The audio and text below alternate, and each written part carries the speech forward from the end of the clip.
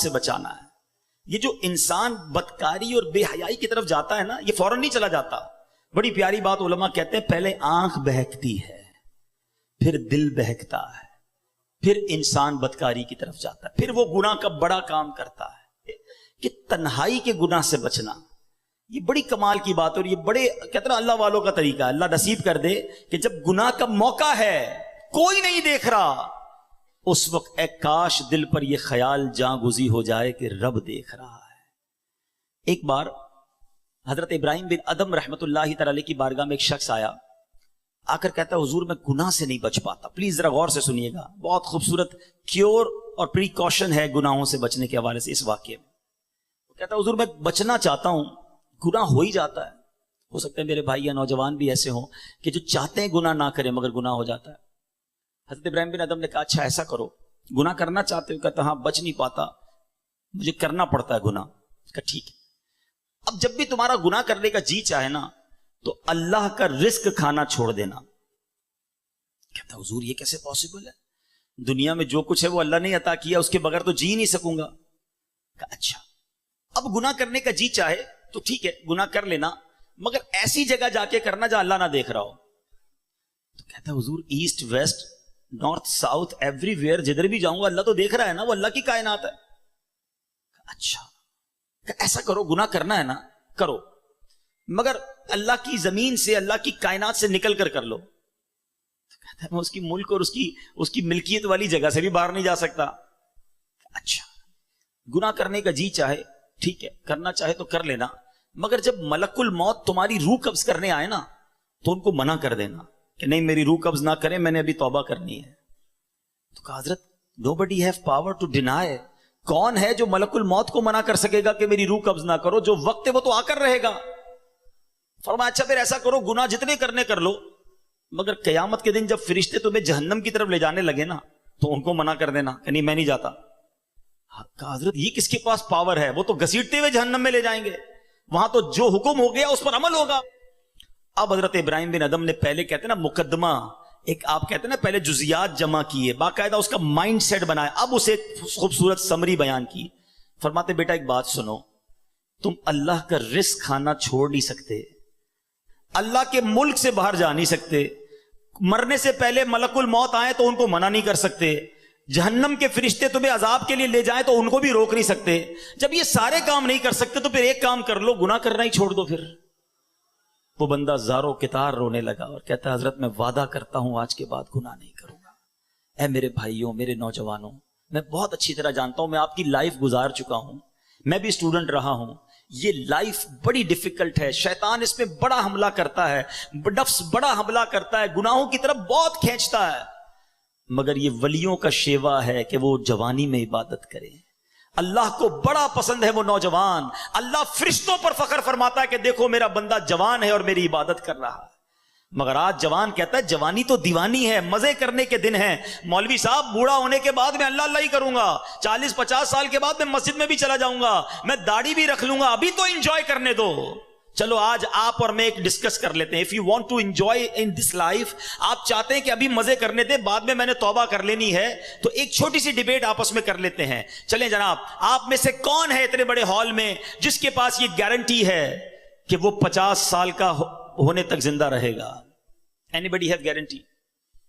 Nobody has guarantee. 50 سال زندگی مجھے ملے گی، کوئی ہے؟ نہیں ہے. چلیں ایسا کوئی بھائی بیٹھا ہو جو بتائے جو 1 سال میں زندہ رہوں گا. Nobody have guarantee for live for 1 year. چلو 1 ہفتہ زندہ رہنے کی گارنٹی ہے، کل صبح تک زندہ رہنے کی گارنٹی ہے. سمجھدار لوگ ہیں، میری بات آپ فالو کر رہے ہیں. اٹ مینز آگاہ اپنی موت سے کوئی بشر نہیں، سامان 100 برس کا ہے، پل کی خبر نہیں. آپ کہتے ہیں میں بوڑھا ہو کے توبہ کر لوں گا. ارے آج دنیا سے میں جا سکتا ہوں اور آج چلا گیا تو اللہ کو کیا جواب دوں گا؟ حرام کرتے ہوئے، شراب پیتے ہوئے، بدکاریاں کرتے ہوئے، گرل فرینڈ اور بوائے فرینڈ بنا کر حرام باتیں کرتے ہوئے کدھر جاؤ گے؟ قبر میں کیا جواب دو گے؟ دیکھیں یہ دنیا تھوڑی ہے، میں نے آپ کو جنت کا ریوارڈ بتایا ہے، وہاں نہ ختم ہونے والی نعمتیں ہیں. دنیا کی ایکسپائری ڈیٹ ہے، we have to go from this world. ہم سب نے دنیا سے جانا ہے، مگر جنت میں جو چلا گیا اسے موت نہیں آنی ہے. ہم فیہا خالدون, قرآن کا وعدہ ہے کہ ہمیشہ ہمیشہ جنت میں رہیں گے. تو کیوں نہ میں اس ریوارڈ کی تیاری کروں. یہاں نفس کہے گا تھوڑی دوستی کر لے, نفس کہے گا تھوڑی بری چیزیں دیکھ لے, انٹرنیٹ پر نئی فلم آئی ہے, فلاں جگہ کانسرٹ ہو رہا ہے, ارے سارے دوست نشا کر رہے ہیں, تو بھی تھوڑے سے سپ لگا لے. آج اپنے آپ کو روکنا ہے, مجھے دنیا کی گندی شراب نہیں پینی, مجھے جنت کی پاکیزہ شراب پینی ہے. مجھے دنیا کی بے حیائی نہیں کرنی, گندی عورتوں اور لڑکیوں کی طرف نہیں جانا ہے. میری بہنیں اگر سن رہی ہیں وہ نیت کریں کہ ہم پردہ کریں گے, ہم بوائے فرینڈ کی طرف نہیں جائیں گے. انشاءاللہ ہم جنت کی نعمتیں حاصل کریں گے, جنت کا گھر حاصل کریں گے. یہ تھوڑی سی زندگی صبر سے گزار لو, تھوڑی سی زندگی توبہ کر لو. آج تھوڑی دیر ہال فل ہو گیا ہے, مجھے بھی پسینہ آ رہا ہے, آپ کو بھی گرمی لگ رہی ہوگی, مگر مجھے بتائیے قیامت کے دن گرمی کیسی ہوگی جب 50,000 سال کا دن ہوگا, سورج 1.25 میل پر ہوگا, زمین تانبے کی ہوگی, there is no shadow, اللہ کے عرش کے سوا پوری قیامت کے دن کوئی سایہ نہ ہوگا. سبحان اللہ. نبی پاک فرماتے ہیں جس دن اللہ کے عرش کے سوا کوئی سایہ نہ ہوگا, چند خوش نصیب ایسے ہوں گے جنہیں اللہ کے عرش کا سایہ نصیب کیا جائے گا. ان 7 قسم کے لوگوں میں ایک قسم وہ ہے کہ وہ نوجوان جس کی جوانی عبادت میں گزری, قیامت کے دن اللہ کے عرش کا سایہ نصیب ہوگا. پلیز اپنی جوانی کو بچا لو. ایک بزرگ تھے, 100 سال عمر ہو گئی, ان کی آنکھیں بھی صحیح, ان کے دانت بھی صحیح, ان کی سماعت بھی صحیح, ایوری تھنگ پرفیکٹ, جوان. لوگوں نے کہا حضور 100 سال میں تو بندہ بستر سے لگ جاتا ہے, your every part of the body is perfect, یہ کیسے پاسبل ہے؟ کمال کا جواب دیا. کہتے ہیں میں نے جوانی میں اپنے in part of the body کو اللہ کی نافرمانی میں صرف نہیں کیا, بڑھاپے میں اللہ تعالیٰ نے میرے نازا کو سلامت کر رکھا ہے.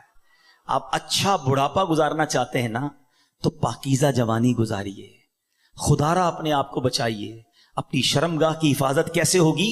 جب آپ حرام دیکھنا بند کریں گے. سرما لگاتے ہوں گے آپ, ٹھیک ہے نا, سرما لگاتے وقت ہاتھ کانپتا ہے کہ یار تھوڑا سا احتیاط سے لگانا ہے, کہیں آنکھ میں سلائی نہ لگ جائے. اتنی نازک ہے میری اور آپ کی آنکھیں. موٹر سائیکل پر تو جاتے ہیں, کبھی کبھی کچرا آنکھ میں آ جائے, لال ہو جاتی, سرخ ہو جاتی آنکھ. ٹرائی ٹو انڈرسٹینڈ, اتنی نازک آنکھیں ہیں, اور ان آنکھوں کو جو حرام سے فل کر رہا ہے, روزانہ انٹرنیٹ پر نہ جانے کیا کیا دیکھ رہا ہے. حدیث پاک کا مضمون ہے جو اپنی آنکھوں کو حرام سے بھرتا ہے, قیامت کے دن ان کی آنکھوں میں جہنم کی آگ ڈالی جائے گی.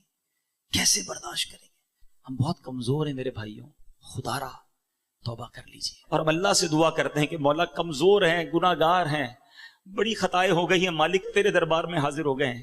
اللہ پچھلے گناہ معاف کر دے اور اگلی زندگی اچھی عطا کر دے, ہمیں نیک بنا دے. ہم آ جاتے ہیں شیطان کے واروں میں, کمزور ہیں, مالک تو طاقتور ہے, ہماری مدد کر, ہمیں حرام دیکھنے سے بچا, ہمیں حرام سننے سے بچا, ہمیں حرام بولنے سے بچا, ہمیں اپنی اعضاء کو حرام کاریوں سے بچانا نصیب فرما. اور جن خوش نصیبوں کو نبی پاک نے جنت کی گارنٹی دی ہے, اے اللہ ان خوش نصیبوں میں ہمیں بھی شامل فرما لے. یہ بدکاری کتنا برا گناہ ہے. یہ جو لوگ حرام کاری کی طرف جاتے ہیں تھوڑی سی انجوائمنٹ کے لیے, ایسے پروگرامز میں جانا جو آپ کا دل اس طرف لے جائیں حرام کاری کی طرف, ہمیں پہلے پریکاشن کرنی ہوگی کہ تاکہ ہم اس طرف نہ جائیں اور اپنے آپ کو بچا لیں. تو آج میرا میسج یہی ہے, آج میرا پیغام یہی ہے کہ خدا را اپنی زبان کی حفاظت کریں, اپنی آنکھوں کی حفاظت کریں, اپنی پاکیزگی کی حفاظت کریں, نہ جائیں حرام کاریوں کی طرف. اب اس میں بہت بڑا پرابلم پتہ ہے کیا ہے؟ یہ باتیں سن کر ہو سکتا ہے, I'm not sure کہ سب کا ذہن بن رہا ہو, مگر ایسے سعادت مند بھی ہوں گے جن کا یہ ذہن بن رہا ہوگا کہ یہ ٹھیک بات کر رہے ہیں, مجھے اکیلے قبر میں جانا ہے اور اپنی کرنی کا جواب اکیلے ہی دینا ہے.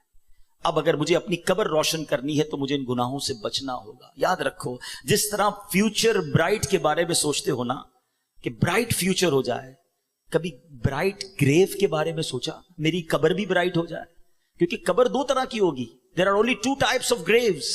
رسول اللہ صلی اللہ علیہ وسلم فرماتے قبر 2 طرح کی ہوتی ہے, حدیث پاک کا مضمون ہے, یا تو جنت کا باغ یا دوزخ کا گھڑا. Now it's up to you which type of grave you like to live. کتنے سال قیامت تک کے لیے اس قبر میں رہو گے اور کیسے رہو گے؟ جہنم کے گھڑے میں, سانپ اور بچھوؤں میں, یا جنت کے باغ میں؟ یہ آپ نے ڈیسائیڈ کرنا ہے.